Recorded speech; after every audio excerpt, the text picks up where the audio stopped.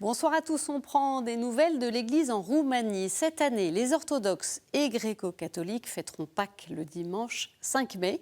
Comment l'Église gréco-catholique, qui a souffert durant plus de 40 ans de communisme, se reconstruit-elle? Que fait-elle aussi pour intégrer la communauté rome, souvent marginalisée?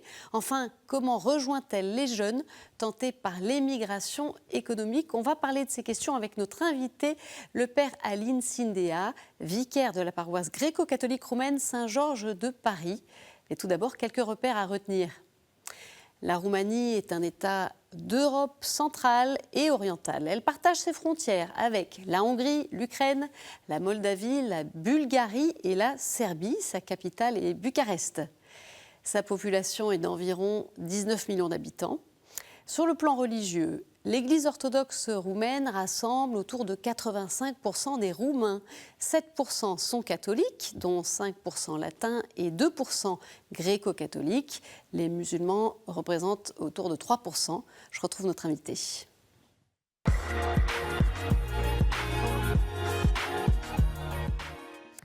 Père Alin Sindea, merci d'être avec nous. Merci à vous de m'avoir invité, de vous intéresser à notre Église et à notre pays. Alors, quelques mots pour faire connaissance. Vous êtes né en 1978 dans le département de Maramureș, qui est situé dans le nord de la Roumanie.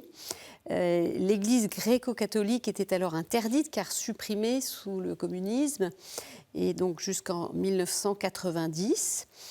Vous êtes entré au petit séminaire orthodoxe, mais n'avez pas voulu poursuivre dans cette voie. La rencontre avec un prêtre gréco-catholique vous fait choisir autre chose, c'est-à-dire que vous allez entrer au séminaire gréco-catholique. Vous êtes ensuite marié et vous serez ordonné prêtre en 2006. Alors, vous avez été envoyé en mission à Bethléem en Transylvanie et vous êtes en France depuis bientôt 3 ans. Alors, je le disais, Père Alin Sindea, les chrétiens orthodoxes et gréco-catholiques, pas simplement en Roumanie bien sûr, mais à travers le monde, sont en plein carême. Ils fêteront Pâques cette année le 5 mai. Dites-nous, en Roumanie, comment les chrétiens vivent ce temps, ce chemin vers Pâques? Bien sûr que c'est un temps très intense du point de vue spirituel. Et du point de vue spirituel, on peut dire que c'est le même rythme qu'on le retrouve dans l'Église catholique latine. On voit quelques images, Père, je précise, qui passent entre nous sur un chemin de croix vécu chez vous. Racontez-nous. Oui, parce que à l'époque de Ceausescu et aussi à l'époque communiste, notre Église étant interdite, les fidèles ne pouvaient pas avoir la messe quotidienne. Donc du coup, ils ont embrassé cette prière, cette méditation du chemin de croix.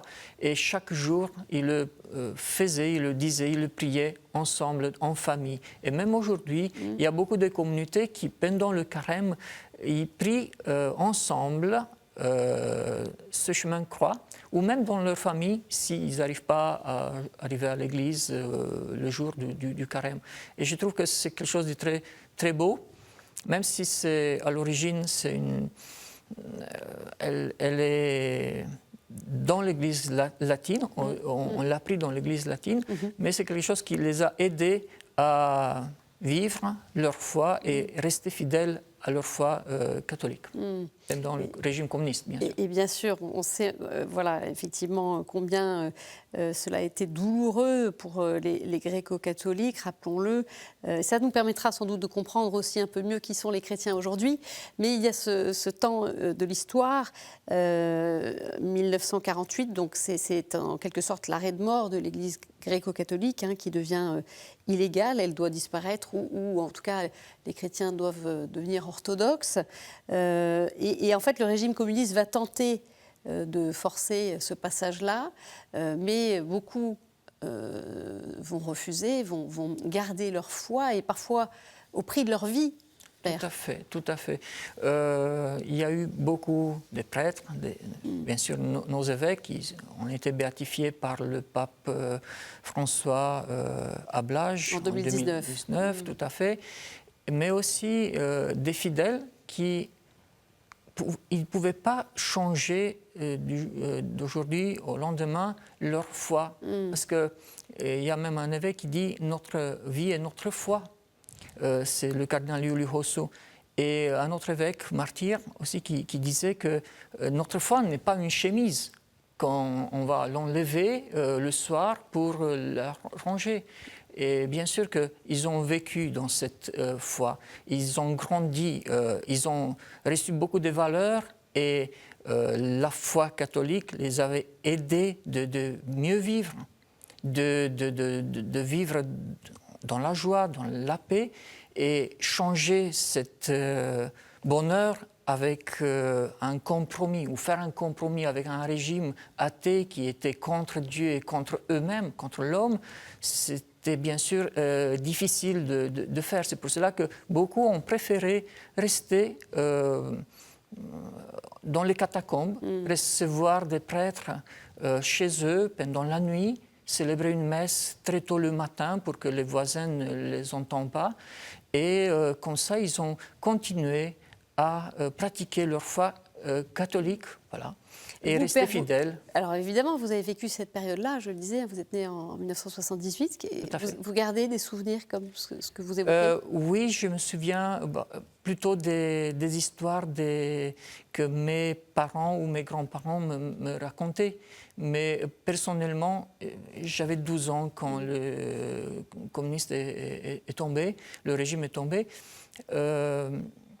Mais il y a des souvenirs qu'à un moment donné, il y a ma grand-mère qui m'a amené à un prêtre et je ne comprenais pas pourquoi on n'était pas allé à l'église, mais dans une maison. Et puis après, elle m'a dit qu'il ne faut pas parler de cela. Voilà. Alors, vous le disiez, hein, lors de son voyage apostolique en 2019, le pape François a béatifié donc 7 évêques martyrs à Blage, au centre du pays, qui est le siège des gréco-catholiques de votre pays. Vous aviez d'ailleurs participé à l'organisation de ce voyage. Père, en quelques mots, voilà, d'abord, qui sont ces bienheureux pour les chrétiens roumains et quel fruit de ce voyage aussi? Vous savez, le Saint-Père, le pape François, au moment de la béatification, il a dit que les 7 évêques martyrs qui ont donné leur vie pour leur foi, ils ont laissé un héritage au peuple roumain qu'on peut le synthétiser en 2 mots, liberté et miséricorde. Pourquoi liberté? Parce qu'ils nous ont donné un exemple. Ils ont préféré être libres avec le Christ, même s'ils étaient dans la prison, que de faire un compromis justement avec le régime athée. Et en même temps, ils nous ont montré que leur vie de liberté dans laquelle ils ont été éduqués, ils ne pouvaient pas renoncer si facilement. Ils ne pouvaient pas renoncer au Christ et à leur liberté dans le Christ. Et en même temps, miséricordieux, et la miséricorde, ils nous ont laissé comme héritage parce qu'ils ont subi des difficultés. Vraiment, ils étaient torturés dans leur prison et ils n'ont jamais dit des mots pour se révolter contre leurs bourreaux, contre ceux qui les persécutaient. Mais par contre, ils ont prié. Ça reste un modèle déjà pour nous. Et en même temps, le fait d'être béatifié par le pape, ce n'est pas seulement une reconnaissance, ce n'est pas seulement un honneur qu'il a fait à l'Église grecque-catholique, c'est beaucoup plus que ça. Il nous a montré que maintenant, nous et toute l'Église universelle peuvent prier ces bienheureux et qu'ils peuvent intercéder pour nous et pour notre Église qui aujourd'hui, elle a d'autres défis à surmonter, il y a d'autres difficultés, mais on a des compagnons de route, si vous voulez, qui peuvent nous montrer le chemin, nous aider à se sentir beaucoup plus proches du Christ qu'ils ont servi, ils ont aimé le Christ et cette Église. Vous parliez aussi de ces défis sur ce chemin, aussi de la reconstruction. En quelques mots, Père, voilà, qu'est-ce que ça veut dire aujourd'hui d'être catholique en Roumanie en 2024? En 2024, déjà, vous savez qu'on est minoritaire. Mais peut-être qu'on peut se sentir minoritaire aussi dans d'autres pays. Mais à cause de cela, notre force n'est pas l'influence humaine, n'est pas le chiffre, n'est pas le pouvoir, mais c'est le Christ. Parce que on doit s'accrocher et vivre toujours de lui, de sa parole, et en même temps le faire connaître. Et en même temps, vous savez que, par exemple, souvent on se rencontre avec des jeunes, et ils ont une soif de vérité. En Roumanie, on a une soif de vérité. Après un régime athée dans lequel le mensonge était et la trahison à tous les coins, il y a une soif de vérité. Voilà. Et qui peut nous donner qui est la vérité, sinon le Christ Dieu. Et en tant que catholique, on reste attaché vraiment à lui. Alors le pape François a aussi rencontré lors de son voyage, donc c'était à Blage, la communauté rome. Il a demandé pardon pour le mal qui a pu être fait, puisque voilà, c'est une communauté qui a pu être marginalisée. Dites-nous brièvement, que vivent-ils en Roumanie? Vous savez que la communauté rome, il y a plusieurs... il y a une communauté ou une partie de la communauté qui est bien intégrée. Il y a des communautés roms très riches, mais aussi des communautés roms qui sont marginalisées effectivement. Mais ils sont nos frères tous. Et à côté de mon église où j'étais avant prêtre, il y avait une communauté rome. Et vous savez que chaque rencontre avec eux, c'était une rencontre avec des frères. Parce que chaque homme que nous on rencontre, on peut considérer que c'est Dieu qui nous l'envoie. Et il ne faut pas les voir ni comme, je ne sais pas, des gens qui doivent être exclus, non. Le Christ, justement, c'est ça qui nous apprend à être ouverts, à chercher les plus malheureux. Et je pense que pour ceux qui regardent l'Église grecque-catholique, on arrive à être assez proche de leur communauté. Ça s'est peut-être fait aussi progressivement, par étapes, cette intégration. Bien sûr, parce que vous savez, en toute relation, plus on rencontre quelqu'un, plus on a confiance, on lui fait confiance, et ils nous font confiance. Et bien sûr qu'à l'époque de Ceausescu, ils étaient marginalisés. Et maintenant, l'État roumain, mais aussi les églises, ils font tous les efforts nécessaires pour les intégrer. Et justement, alors que fait l'Église gréco-catholique pour intégrer la communauté rome? On écoute l'éclairage de Monseigneur Christian Crisan, évêque auxiliaire de l'archiéparchie d'Alba Iulia et Fagaras. Le pape a voulu, avec cette demande de pardon, présenter un petit peu le désir de l'Église justement d'accueillir et de mettre en valeur le spécifique de cette communauté qui a énormément souffert pendant l'histoire. Donc cette communauté, elle est complètement intégrée dans les activités et dans les structures, dans les tissus de notre archiéparchie.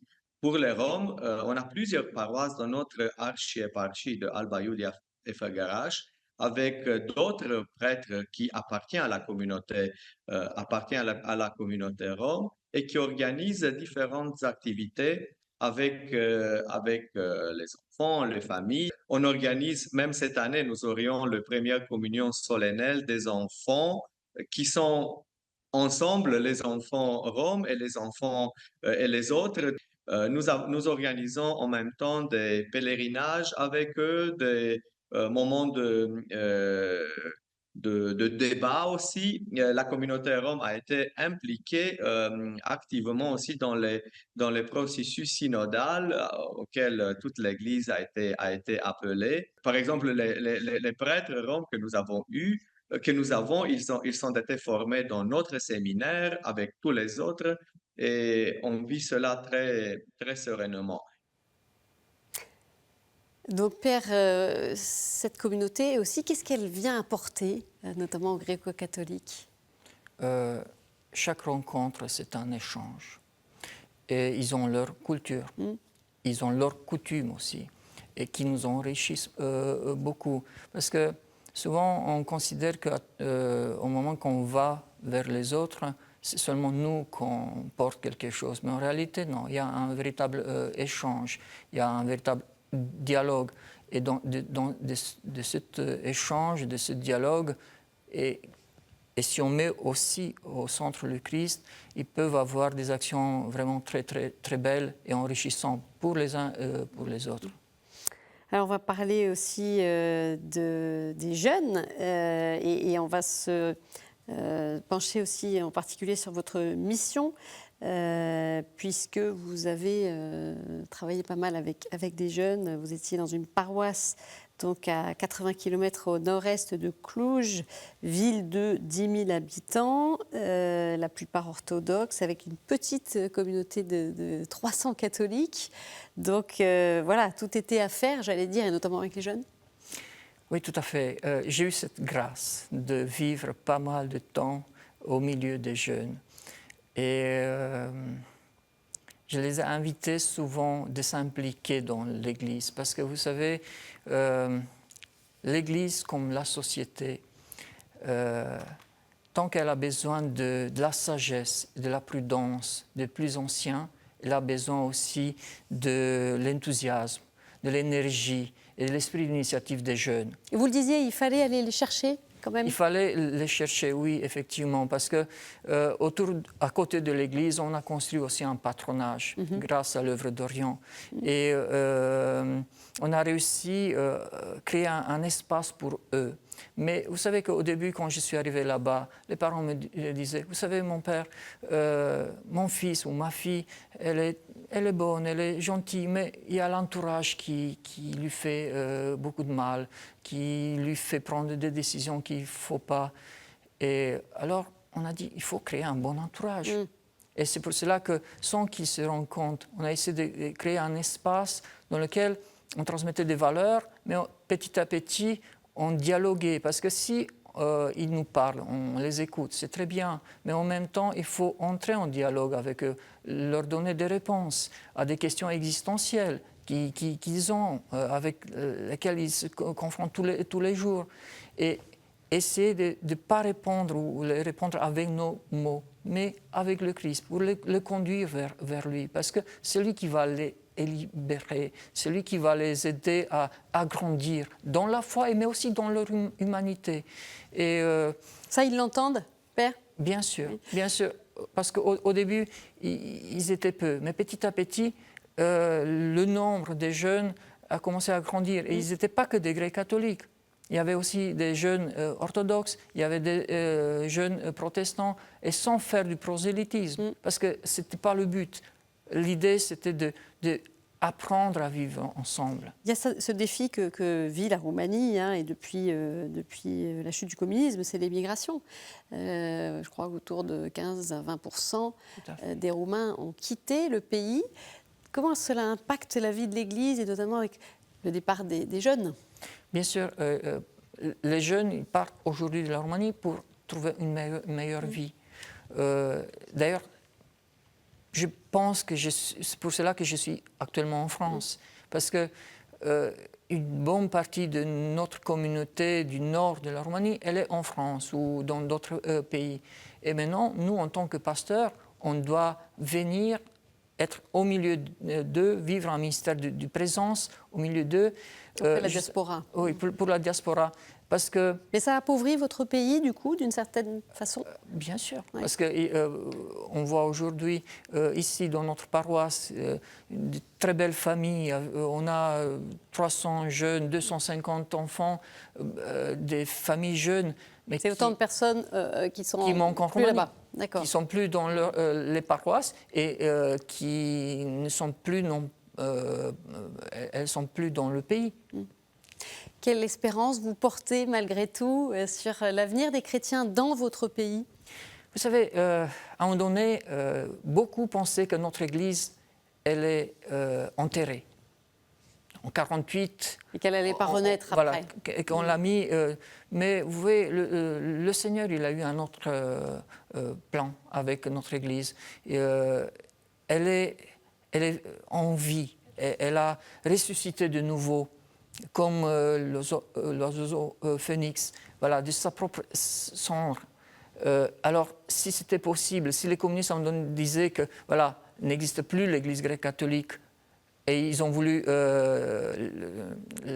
l'éradiquer, oui. Et elle existe aujourd'hui, ça veut dire que le Seigneur, il a un plan, un projet avec nous, et il faut lui faire confiance. Merci beaucoup, Père Aline Sindea, pour votre éclairage sur les chrétiens en Roumanie. Tout de suite, quelques autres informations dans le monde.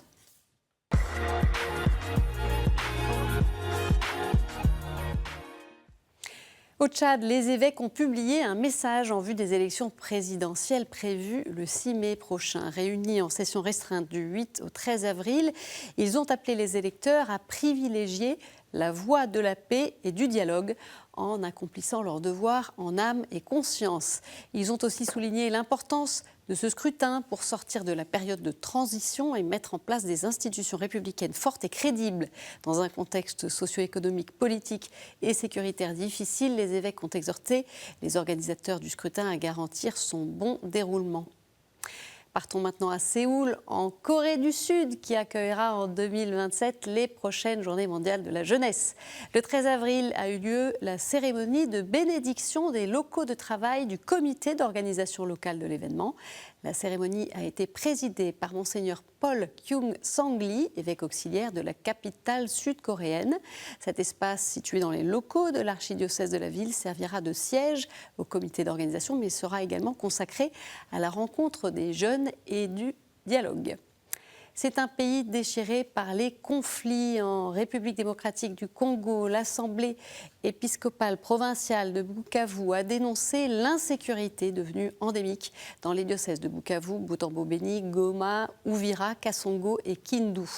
Dans un message intitulé « Non, je ne mourrai pas », publié à l'issue de la session annuelle de l'Assemblée, les 6 évêques ont dénoncé les massacres et enlèvements de civils survenant même en pleine journée, ainsi que la dégradation de la situation économique et l'effondrement de l'administration publique.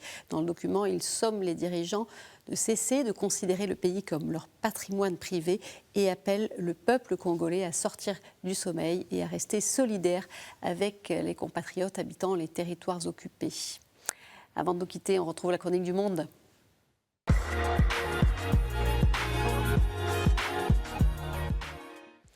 Et cette semaine, c'est Annabella Labèche, laïque catholique à Port-Louis, à l'île Maurice, qui nous donne des nouvelles. Salut à tous, et c'est avec joie que je vous retrouve.